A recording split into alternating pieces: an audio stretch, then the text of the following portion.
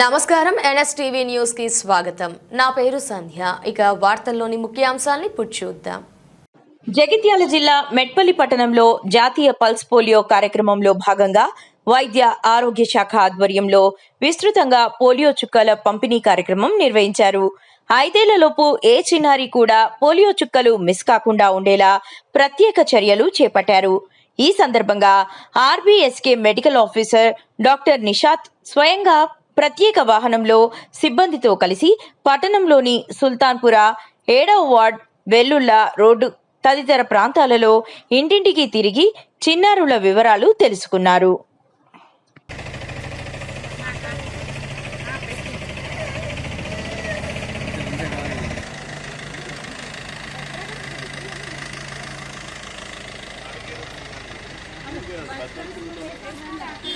అక్కడ నుండి అక్కడ లేవైతే